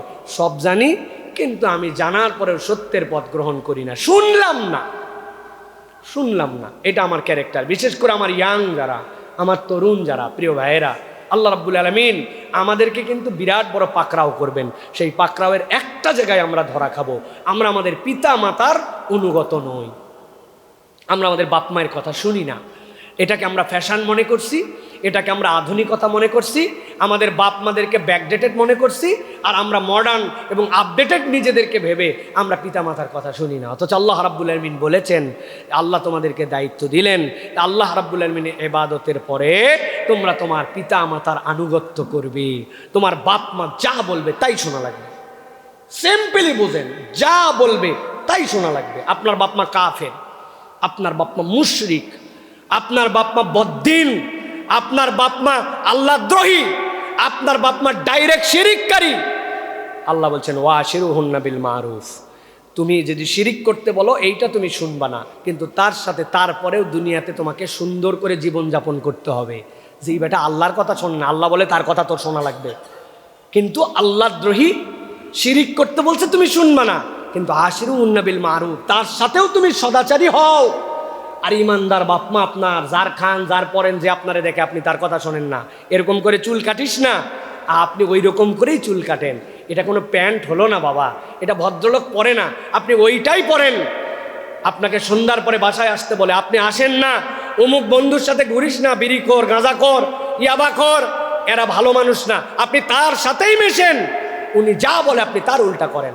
আর বেশি কিছু বললে হুমকি দেন, বলো বাসায় আসবো না, তাহলে আসলাম না তোমার বাসায়। পরে চিন্তা করে বাবা গাঁজা খা, কিন্তু বাড়িতে অন্তত আয়। আগে বাপ মাকে দেখে সন্তান ভয় করত, বুকে হাত দিয়ে বলেন এখন সন্তানকে দেখে বাপ মা ভয় করে। সন্তানকে দেখে বাপ মা ভয় করে। যদি তাই না হতো, আমি তো এই মহল্লার মধ্যে ঘোরাফেরা করি, যেগুলো ছেলেপেলে দেখি, যেই ধরনের পোশাক পরিচ্ছদ, যেই ধরনের চলাফেরা, যেই ধরনের আচরণ, যেই ধরনের কথা, যেই ধরনের উগ্রতা, ওদের তো প্রত্যেকের ফ্যামিলি আছে, তাহলে ফ্যামিলি কেন এদেরকে শুধরাতে পারে না? তখন আমি বুঝছি ফ্যামিলি চায়, কিন্তু ফ্যামিলি এখন ওই সন্তানকে ভয় করে, চিন্তা করে যে কিসের মধ্যে কি বলে কি ঝামেলার মধ্যে পড়ি বাবা, অন্তত বাড়িতে আছে এইটুকুই তো বেশি। প্রিয় ভাইরা, অথচ আল্লাহ রাব্বুল আলামিন বলছেন ওয়ালা তাকুল্লাহুমা উফফিন, তুমি তোমার বাপ মায়ের সাথে উফ শব্দ বলো না। আপনি বলবেন কথা বললেই বাপ মায়ের সাথে ঝামেলা হয়, এই জন্য হুজুর আমি কথা বলাই বাদ দিয়ে দিছি বাপ মায়ের সাথে। একটা ভালো দিক অন্তত, তাই না? আল্লাহ বলছেন জি না, ওয়াকুলু লাহুম কওলান কারীমা, ওয়াকুল লাহুম কওলান কারীমা। তুমি মুখ বন্ধ করে থাকবে সেটাও হবে না, তোমাকে সম্মানজনক কথা, রেসপেক্টফুল কথা তার সাথে বলতে হবে। এটাও কোনো সন্তান যদি কেবল বাপের সাথে এইটুকু বলে, আসসালামু আলাইকুম আব্বা, কেমন আছেন আপনি, শরীরটা ভালো আব্বা, আজকে ওষুধটা খাইছেন, আপনি আল্লাহর হুকুম মেনে ফজরের 2 রাকাত ফরজ নামাজ পড়লে যে পরিমাণ সোয়াব পাবেন, মক্কা শরীফে যে হজ করলে যেই পরিমাণ সোয়াব পাবেন, আল্লাহর হুকুম মেনে আপনি যদি আপনার বাপকে জিজ্ঞাসা করেন শরীরটা কেমন আছে আব্বা, ভালো আছেন আপনি, আজকের ওষুধটা খাইছেন আব্বা, বাজার টাজারে আমাকে যেতে হবে, এইটুক যদি সম্মান করে তাকে বলেন, আপনার ফরজ নামাজের আল্লাহর হুকুম পালন করলে যে সোয়াব, হজ পালন করলে যে সোয়াব, আল্লাহর নির্দেশে সুন্দর কথা পালন করেন, একই সোয়াব আল্লাহ আপনার আমল নামায় দিয়ে দেবে। পৃথিবীতে এই ছাড়ার কোনো আমল নাই যে বাপ মায়ের সাথে সুন্দর করে কথা বললে আল্লাহ রাব্বুল আমিন ফরজ হুকুম আদায় করার সোয়াব আমল নামায় দিবে। আর আপনি বেয়াদ্দপের বেয়াদ্দপ, আপনি বাপ মায়ের সাথে কথাই বলেন না, কথা বললে হেউ হেউ হেউ হেউ ঘাউ ঘাউ করে কুত্তার মতো করে কথা বলে, মায়ের বুকটা জ্বলে যায়, বাপের বুকটা জ্বলে যায়, বলতে পারে না। মনে করেন না অ্যাকশান হচ্ছে না, এই দুনিয়ায় থাকতে আপনি সমান সমান হিসাব বরাবর করে তারপরে যাবেন। এটা আল্লাহর চ্যালেঞ্জ। হুমা জান্নাতুকা আও নারুক, এই দরজা তোমার, এই দরজা, এই দিক দিয়ে জান্নাতে ঢুকতে পারবে, এই দিক দিয়ে জাহান্নামে। এখন আপনি কোন দিকে ঢুকতেছেন আপনি বুঝবেন, হয়তো এখন আঁচ পাচ্ছেন না, কিন্তু আঁচটা আপনি দুনিয়াতে পেয়ে যাবেন। এই জন্য আমি তরুণদেরকে, যুবকদেরকে বলবো, প্রিয় ভাইয়েরা, পিতামাতার সাথে বেয়াদবি করা যাবে না, এটা আমাদের জন্য ধ্বংসের অন্যতম কারণ হবে। প্রিয় ভাইয়েরা, আল্লাহ আমাদেরকে হেফাজত করুক। প্রিয় ভাইয়েরা, 11 নম্বরে আল্লাহ রাব্বুল আমিন বলছেন, যারা ওই মহান দিবসে আল্লাহর সামনের উপস্থিতিকে অস্বীকার করে, আল্লাহ বলছেন তাদেরকে আল্লাহ রাব্বুল আমিন ধ্বংসের তালিকার মধ্যে রাখবেন। আসমি বিহিম ওয়াবসির ইয়াউমা ইয়াতুনা লাকিনিজ জালিমুনা আল ইয়াউম ফি দালালিম মুবিন। আল্লাহ বলছেন তোমরা এই পণ্ডিতি করে লাভ নাই, আল্লাহর সামনে তোমার আশাই লাগবে, তাহলে আল্লাহর সামনে আসার দিনকে তুমি যদি অস্বীকার করো তাহলে তোমার জন্য বিপদ। প্রিয় ভাইরা, এরপর আল্লাহ 13 নম্বর আল্লাহ রাব্বুল আমিন বলছেন ওই সকল কাফেরদের ধ্বংস। ভালো করে বুঝেন এই দুটা পয়েন্ট, 13 আর 14। আল্লাহ বলছেন ওই সকল কাফেরদের জন্য ধ্বংস যারা আসমান জমিনের মাঝে আছে, কিন্তু তারাই আবার মনে করে আসমান জমিন এই সকল সৃষ্টি এগুলো নিরর্থক, এইগুলার কোনো স্রষ্টাও নাই, এগুলো এমনি এমনি হয়ে গেছে। আল্লাহ রাব্বুল আমিন বলছেন ওয়ামা খালাকনাস সামাআ ওয়াল আরদ ওয়ামা বাইনাহুমা বাতিলা যালিকা যান্নাল্লাযীনা কাফারু ফাওয়াইলুল লিল্লাযীনা কাফারু মিনান নার। বাহিরে বের হওয়ার পরে উপরে আসমান, তার মাথার উপরে একটা ছোট্ট একটু ঘর বানানোর জন্য 10 ফিট বাই 12 ফিট চারদিকে খুঁটি লাগে, কিন্তু সে যুগের পরে যুগ মাথার উপরে তার আসমান দেওয়া আছে। একবার কল্পনা করে না আমার রব কত অপূর্ব এক সৃষ্টি আমার জন্য করে রেখেছেন। সে কেবলমাত্র চিন্তা তো বাদই দিয়েছে, সে আবার মনে করে এগুলো নিরর্থক, আসমান জমিন এইগুলার। আবার আল্লাহ বলছেন আস্তে আস্তে তার অন্তর থেকে রব বিচ্যুত হয়ে যায়। যালিকা যান্নাল্লাযীনা কাফারু, এক শ্রেণী এইটা ধারণা করে এইটাকে অস্বীকার পর্যন্ত করে ফেলে। আল্লাহ বলছেন সমস্যা নাই, আমার কাছে আসো, আসার পরে টের পাওয়া ফাওয়াইলুল লিল্লাযীনা কাফারু মিনান নার। তোমাদের জন্য আল্লাহ রাব্বুল আমিন কেবল ধ্বংসই নয়, আল্লাহ তোমাদের জন্য আগুনকে সিলেক্ট করে রেখেছেন। এই পয়েন্টটা আমার আনার উদ্দেশ্য, আমাদের বাচ্চাদেরকে সব শিখাচ্ছি আমরা, কিন্তু দিন শিখাচ্ছি না। এই জন্য দেখবেন আমাদের বাচ্চা কাচ্চাও এখন মুসলমানের ঘরে থেকে আপডেট হতে হতে আল্লাহ আল্লাহ রসুল নিয়ে মন্তব্য করে, দিন নিয়ে কথা বলে। তাদের কাছে আর দিনের কোনো বিধান তাদের কাছে আর পছন্দ হয় না। তারা মুসলমানের ঘরে থেকে নাস্তিকের দিকে চলে গেছে। তারা চিন্তা করে এইগুলা সব হুজুররা বলে, এইগুলা আসমান জমিন এইগুলা সব বিগ ব্যাং থিওরি, বাস্ট হয়ে গেল তৈরি, আবার একদিন শেষ হয়ে যাবে।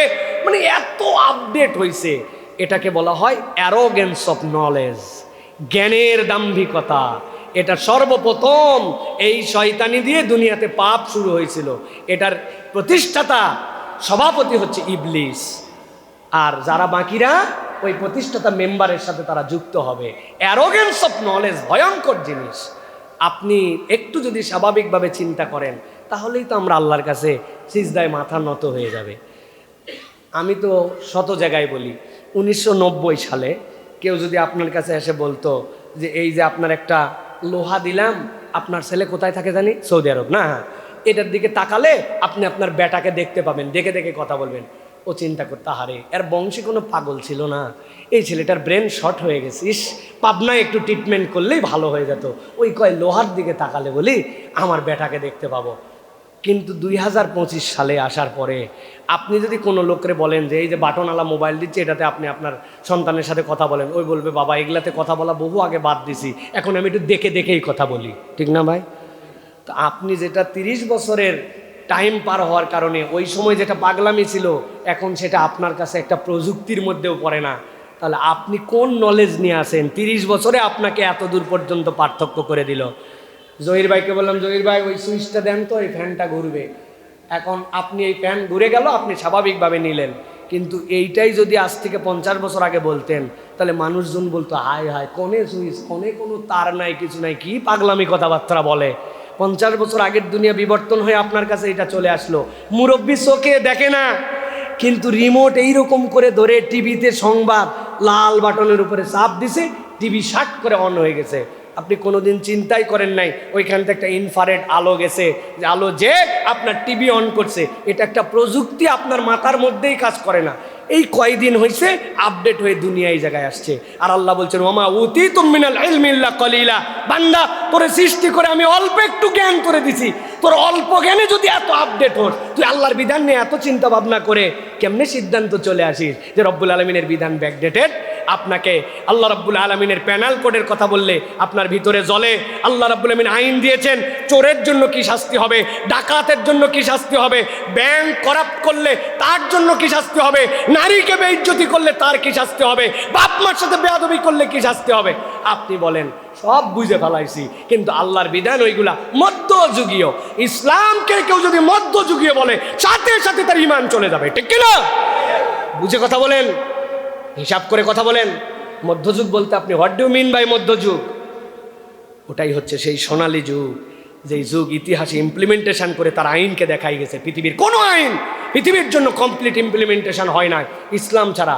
সুতরাং ইসলামকে যারা মধ্যযুগ বলে, নানানভাবে বলে, বুঝবেন এরা হচ্ছে কাফের মুশরিকদের দোসর, এরা একটা এজেন্ডা বাস্তবায়নের জন্য এই কথা বলে, ঠিক কিনা? সাবধান হতে হবে। আমানতু বিল্লাহি ওয়া মালাইকাতিহি ওয়া কুতুবিহি, আমি আল্লাহ রাব্বুল আলামিনের সকল বিষয়ের প্রতি ঈমান আনছি, এর জন্য আমি মুসলমান। কবে কি হবে সে পরের বিষয়, কি হবে না হবে, কবে হবে, আমার এগুলো নিয়ে কোনো চিন্তা নাই। আমার চিন্তা আমি আল্লাহর বিধানে শতভাগ ঈমান আনছি কিনা, আল্লাহ এটা জিজ্ঞাসা করবেন। আল্লাহ এই জন্য বলতেছেন ওইখানে যাওয়ার পরে ধরা খাই যাবে। কিন্তু সর্বশেষ পয়েন্ট, আম মুসলমানের জন্য, সকলের জন্য আল্লাহ বলছেন ধ্বংস তাদের জন্য যাদের কাছে আল্লাহ রাব্বুল আলামিনের সত্য স্পষ্ট হওয়ার পরেও আল্লাহর স্মরণ থেকে নিজেদেরকে সরায় নেয়, অন্তরে আল্লাহর স্মরণ নাই। আল্লাহ বলছেন ধ্বংস কিন্তু তাদের জন্য। গভীর মনোযোগে শোনেন, আল্লাহ বলছেন আফামান শারাহাল্লাহু সাদরাহু লিল ইসলাম, যাদেরকে আল্লাহ রাব্বুল আমিন ইসলামের জন্য অন্তরটাকে প্রশস্ত করে দিলেন। আপনার আমার থেকে বড় বেনিফিটেড কেউ ইসলামের দ্বারা হয় নাই। আল্লাহ রাব্বুল আমিনের কোনো পয়গম্বর আসা লাগে নাই, কোনো দাঈল আল্লাহ লাগে নাই। মায়ের পেটের থেকে ঈমান নিয়ে আসছি, আব্বা কোলের মধ্যে তুলে নিয়ে, দাদা কোলের মধ্যে তুলে নিয়ে কানের মধ্যে আজান দিয়ে দিছে। আপনার আমার থেকে সৌভাগ্যবান আর কে আছে? যাদেরকে দুনিয়ার শুরুর দিনে আজান দিয়ে তাদেরকে রিসিভ করা হয়েছে। আল্লাহ বলছেন আফামান শারাহাল্লাহু সাদরাহু লিল ইসলাম ফাহুয়া আলা নূরিম মির রাব্বিহি, আল্লাহর পক্ষ থেকে তাদের কাছে একটা আলো চলে আসছে, অটোমেটিক নসলে সে ঈমান পেয়ে গেছে। কিন্তু এই কপাল পোড়া কি করছে জানো? আল্লাহ বলছেন ফাওয়াইলুল লিল কাসিয়াতি কুলুবুহুম মিন যিকরিল্লাহ উলাইকা ফি দালালিম মুবিন। আল্লাহ বলছেন তার অন্তরটা এমন শক্ত বানায় ফেলছে, আল্লাহর জিকির থেকে এমন ভাবে নিজেকে সরায় ফেলছে, অন্তরটা তার কঠিন থেকে কঠিন হয়ে গেছে। আল্লাহ বলছেন কত দূর কঠিন হয়েছে, উলাইকা ফি দালালিম মুবিন, সে সুস্পষ্ট ভ্রান্তির মধ্যে চলে গেছে।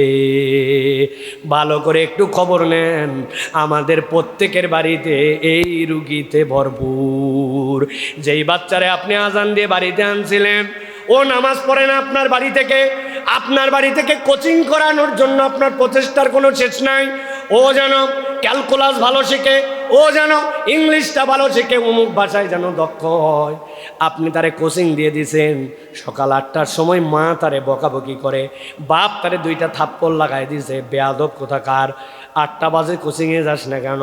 যেই স্যারের কাছে দিছি, যেই কোচিংয়ে দিছি, 10,000 টাকা দিয়ে মাসে মাত্র 10টা ক্লাস, আর তুমি সকাল 8টার সময় যেতে পারো না।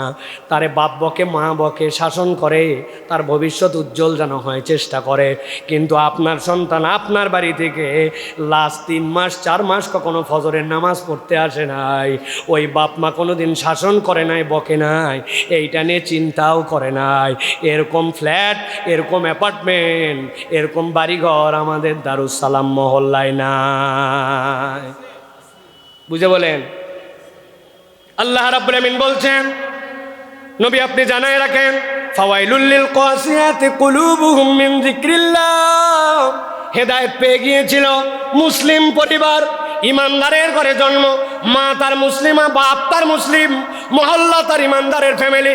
আজানের শব্দ তার বাড়িতে যায়, কিন্তু অন্তর এমন শক্ত করে ফেলছি, আল্লাহর সাথে তার কোনো সম্পর্ক নাই, ইসলামের সাথে সম্পর্ক নাই, কোরআনের সাথে সম্পর্ক নাই, আল্লাহ রসুল তাকে টানে না, তার চলাফেরাটা কেমন জানি হয়ে গেছে। আল্লাহ বলছেন টেনশন করো না, আমি আল্লাহ আমার তালিকার মধ্যে লিখে রাখলাম, হেদায়াত পাওয়ার পরেও, আজান কানে যাওয়ার পরেও, দিনের বুঝ তোমার কাছে পরিষ্কার হওয়ার পরেও তুমি তোমার অন্তরকে শক্ত বানাইয়া দিন থেকে দূরে সরে গেছো, আল্লাহ তার তালিকায় ধ্বংসপ্রাপ্তের মধ্যে তোমার নাম লিখে নিছে। তুমি বাড়িওয়ালা হতে পারো, গাড়িওয়ালা হতে পারো, সমাজপতি হতে পারো, সরকারি চাকরিজীবী, বিরাট বড় এলাকার মধ্যে প্রভাব প্রতিপত্তি থাকতে পারে, কিন্তু তোমার সাথে যদি দ্বীনের সম্পর্ক না থাকে, আল্লাহ রসুলের জিকিরের সম্পর্ক না থাকে, দ্বীনের বিধানের প্রতি তোমার যদি আল্লাহর পক্ষ থেকে দেওয়া রহম অনুযায়ী যদি তোমার বিবেক না টানে, আল্লাহ রাব্বুল আমিন তোমাকে ধ্বংসপ্রাপ্তের তালিকায় রাখবেন। নাউযু বিল্লাহি মিন যালিক। আমরা প্রত্যেকেই সতর্ক হয়ে, এই জন্য প্রিয় ভাইরা, দিন কতটুকু আমার কাছে ছিল, আমি তো ভাই প্রশাসনের ডিসি না, তাহলে ডিসির দায়িত্ব তো আমার না, হ্যাঁ? আপনার দায়িত্ব যতটুকু ততটুকু করেন। আপনি তো বলিস না যে আপনার জন্য এই দায়িত্ব, তাহলে আপনার দায়িত্ব এটা না। আপনি আপনার দায়িত্ব থেকে সৎ আছেন কিনা সেইটা আপনি প্রমাণ করেন। আল্লাহ যার যে জায়গায় দিয়েছেন, আলা কুল্লুকুম রাইন ওয়া কুল্লুকুম মাসউলুন আন রাইয়াতিহি, আপনার জায়গায় আপনার দায়িত্ব। আপনি আপনার দোকানটা বলছেন ক্যাশে চাবি দিয়ে চলে আসছেন, আপনার দোকানের কর্মচারী এখন আপনার দোকান চালাচ্ছে, আপনি জোহরের নামাজে আসছেন কিন্তু আপনার কর্মচারীরা বসায় আসছে, আপনি নামাজ মিস করেন না। আপনার দায়িত্ব ছিল এই কর্মচারী সহ আপনার সালাত আদায় করা, তাহলে আপনি যদি সেটা না করেন আল্লাহর কাছে আপনি ওইটুকু ধরা খাবেন। আল্লাহ আপনাকে পুরো মহল্লাবাসীর দায়িত্ব আপনার নিতে বলে নাই, সব দোকানের দায়িত্ব আল্লাহ আপনাকে নিতে বলে নাই। হ্যাঁ, আপনি যদি মার্কেটের সভাপতি হন আর আপনার যদি সেই প্রভাবটুকু থাকে, তাহলে আপনি অন্তত অ্যাপ্রোচ করতে পারেন যে আসো আমাদের মার্কেটে আজান যখন হবে সব শাটার লাগায়া আমরা নামাজের ওয়াক্তটুকু ব্যবসা বন্ধ রাখবো। আপনার ক্ষমতা আছে, পাওয়ার আছে, বাস্তবায়ন করতে পারবেন, অধিকাংশের সমর্থন আছে, আপনি এটা করতে পারেন। আপনি এটা না করলে আপনি ওই জায়গায় দায়বদ্ধ হবেন। প্রত্যেকের তার দায়বদ্ধতার জায়গাটা বুঝতে হবে। এটা যদি না বুঝি তাহলে বড় বিপদ প্রিয় ভাইরা। আল্লাহ বলছেন এইটাকেই কাসিয়াতুল কুলুব, তোমার অন্তর শক্ত হয়ে গেছে, তুমি দেখেও দেখো না, শুনেও শোনো না, চিন্তা করছে দূর উদামিসা ঝামেলা বাড়ানোর দরকার কি, যার বেটা বিড়ি খায় আর গাঁজা খায় খাগা, এটা নিয়ে আমার ঝামেলা বাড়ার দরকার কি। আপনি তাহলে উন্নত মুমিন হতে পারেন নাই। ওয়ালতাকুম মিনকুম উম্মাতুন ইয়াদউনা ইলাল খাইর, আল্লাহ বলছেন একদল লোক থাকবে, জানবাজ থাকবে, তারা আল্লাহর জন্য ডেডিকেটেড হবে। একজন জানবাজ পুরা বাংলাদেশ এলোমেলো করে দিতে যদি পারে, তাহলে পাড়া মহল্লায় যদি এরকম হাদির মতো চরিত্রের লোক তৈরি হয়, এই সমাজ পরিবর্তন করা সম্ভব, ঠিক কিনা? একজনের পরিবর্তন দেখেন না, একজনের বিপ্লব দেখেন না। 32 বছরের একটা বাচ্চা ছেলে, 1.5 বছর আগে যাকে কেউ চিনত না, তার কথার পাওয়ার, সত্যের উপরে থাকার অবিচলতা, একনিষ্ঠতা, ইসলাম প্রিয়তা, কোরআন প্রিয়তা, ইমান প্রিয়তা এমন জায়গায় নিয়ে গেছে, এই বাংলাদেশ যতদিন থাকবে ইনশাআল্লাহ এই ছেলের নাম ততদিন থাকবে, ঠিক কিনা? আপনি কেন এরকম নিজেকে চিন্তা করতেছেন না? কেন আপনি দায় সারা চিন্তা করতেছেন? চিন্তা করছে উমুক বিড়ি খায় খাক, লিডার কেন কথা বলতে পারে না? নেতাগিরি দেখায়, ছবি দেখায়, তেলবাজি মারায়, কিন্তু কোনো পজিটিভ কাজ করতে পারে না। পারে না কেন? ওই বিড়িখোরে ঠেকাতে পারে না, কারণ উনি অনেক আগে বিড়ি খাওয়া বাদ দিছে, উনি গাঁজা খায়। গাঁজাখোর কিভাবে বিড়িখোর ঠেকাবে? ও নিজে শেল্টার দেয়, গাঁজার শেল্টার দেয়, মাদকতার শেল্টার দেয়, নানান জায়গার থেকে বখরা খায়, ও কেমনে সত্য কথা বলবে। সত্য বলার জন্য সাহস থাকা লাগবে, বুকের মধ্যে ওই ইনসাফ আদালতের উপরে দাঁড় করার মতো মানসিকতা থাকা লাগবে। কেউ আপনার সাথে থাকবে না, কিন্তু আপনি যদি সত্যের পক্ষে থাকেন আপনার বুকের মধ্যে একটা বল থাকবে, ঠিক কিনা? আরে মুসলমান মরার জন্য ভয় করে, হ্যাঁ? মুসলমান জানে মরলেই নতুন জীবন, আর দুনিয়ার সবাই মরার জন্য ভয় করে, কারণ ও চিন্তা করে মরলেই সব শেষ। আর আমাদের মরলে শুরু। কে 100 বছর বয়সে কি করবে? 32 বছরে আল্লাহ যেটা দিল, আমাদের বয়স তো 40 বছর হয়ে গেল, কিছুই করতে পারলাম না, কিছুই করতে পারলাম না। কিন্তু আল্লাহ রাব্বুল আলামিনের জন্য যদি ডেডিকেটেড হই, এই জন্য বারবার বলতেছে অন্তর মাইরে ফেলেন না, কওয়াসিয়াতুল কুলুব বানায় ফেলেন না, রিয়ালাইজেশনের জায়গাটা ওপেন রাখেন, অন্তরটাকে আল্লাহর জন্য ডেডিকেটেড করার জন্য চেষ্টা করেন। আমি একটু ভালো করব, আমি সমাজের জন্য চেষ্টা করব, রাষ্ট্রের জন্য চেষ্টা করব, আল্লাহর জন্য করব। ওরে ভাই, মরার বয়স তো নাই, যখন তখন তো মরে যেতে পারি, কিছু একটু করে যাই, কিছু একটু ভালো কিছু করার জন্য চেষ্টা করি। এই বোধের জায়গাটা আল্লাহ বলছেন যদি মরে যায় ধ্বংসপ্রাপ্তের তালিকায় নাম উঠে যাবে। এই জন্য যে 14 শ্রেণীর কথা বললাম, এই 14 শ্রেণী এখান থেকে আমাদেরকে বাঁচার জন্য চেষ্টা করতে হবে। আল্লাহ রাব্বুল আমিন যেন আমাদেরকে তৌফিক দান করেন। আল্লাহ যেন আমাদেরকে আল্লাহর জন্য, আল্লাহ রাব্বুল আলামিনের দ্বীনের জন্য কিছু করার মতো তৌফিক দান করেন।